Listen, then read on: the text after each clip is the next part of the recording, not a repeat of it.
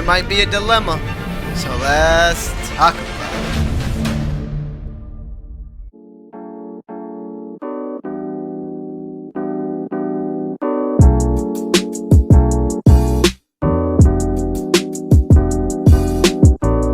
So we're gonna cut straight into the chase with the big news. I'm talking about the meat, potatoes, cheese, steak, grills, fish, everything.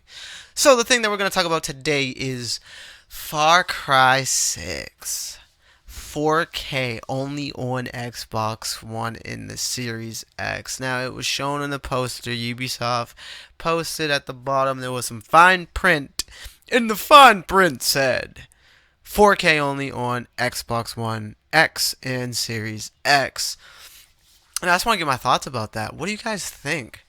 Is it because there's a conspiracy that Xbox paid for 4K exclusivity, which would be crazy? Or is it that the PS5 can't do Far Cry 6 and 4K? Now, you can go back and forth and waddle the throttle there, but I'm just trying to think about this for a second, dude. What if it's because the PS5 isn't strong enough? What if because the Series X is just has the stronger ability? But then you go, but that's not right. The Xbox One X can do it in 4K, and the Xbox One X is going to be weaker than the PS5. So why would the PS5 not be able to do it? And then it gets back into that conspiracy that maybe Microsoft paid for 4K exclusivity. Now, I wouldn't put it beside them because it's like an all-out war, or it could just be PR fluff. Let me know in the comments below if you think that it was a conspiracy that Microsoft paid for 4K exclusivity, that it's just marketing fluff, that it will be 4K on the PS5, or you just think the PS5 is weak and it can't. Now, I don't know, I don't know what to think about that. It's a little like weird, you know? Like the Reddits are going crazy about it. So it's like the biggest news. So I wanted to get that out of the way and talk about that. So just let me know your feelings below. And on top of the Xbox One X with the Far Cry 6 4K only on the 4K on the Xbox here, we also found out information that if you ain't got one, you are not going to be able to get them soon unless you get them on the news market, because Xbox One X's and the S's are both getting discontinued, meaning no more manufacturing for the Xbox One X in the One S, which is the digital L Xbox, which people have been codenaming it Xbox Sad. So pretty interesting that they're actually getting rid of the One X.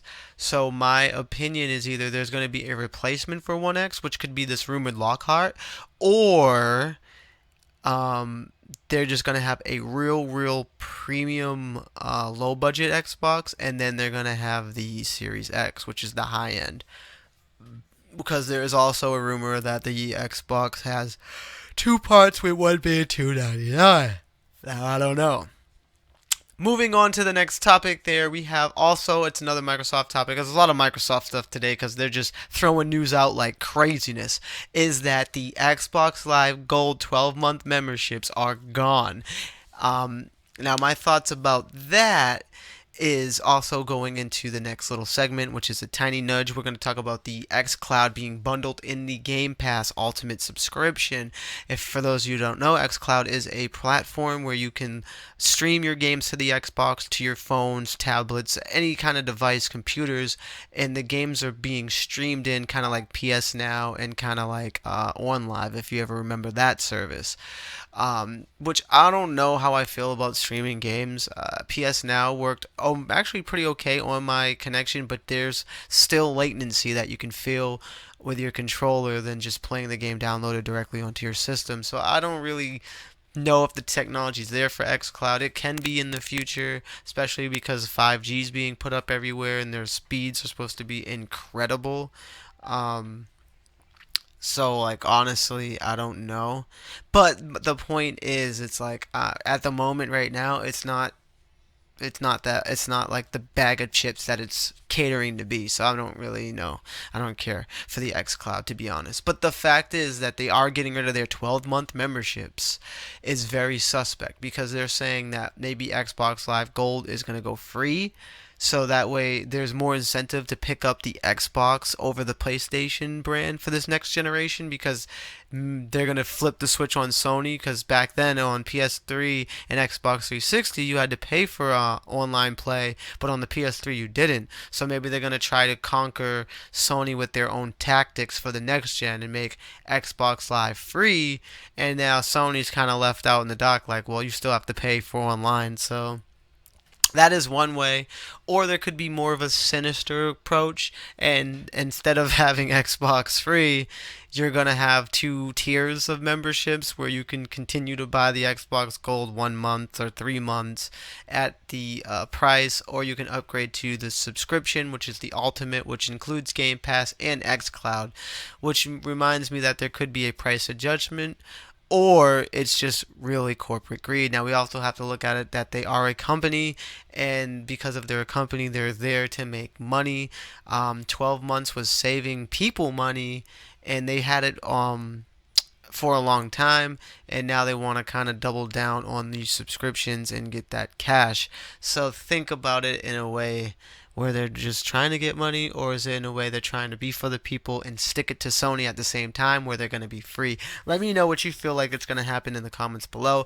Also, the last bit of news we're going to talk about is the PS5 pre-orders, because Sony did come out and say, listen guys, we don't know why Amazon put up the pre-orders, but we're not going to allow people to pre-order in a surprise moment. They're going to have an announcement that PS5 pre-orders are available. Go get them while they're there and they're hot. It's not going to be a spontaneous moment where you wake up, and because you didn't wake up at like 4:30 in the morning, you wasn't able to get your copy, your pre-order down. Or if you weren't the first one lined up at GameStop or something, waiting like for the guy to open the door and then still wait for the store to open, you don't have to worry about that. Sony's going to have a set time and date where that's going to happen. There will be an announcement. And they also clarified that the PS4 isn't dead. I don't know what they have in store for the PS4, because of course their business, they're going to be pushing that PS5 hard, and a lot of people are hyped for that PS5, but they did say it's not dead yet, and they have some stuff coming for PS4. So that is actually interesting. But that is all the news that we have today, so make sure you smash that like, and as always, subscribe, stay up to date for all the latest in gaming tech news and reviews. This is NGI. God bless and peace.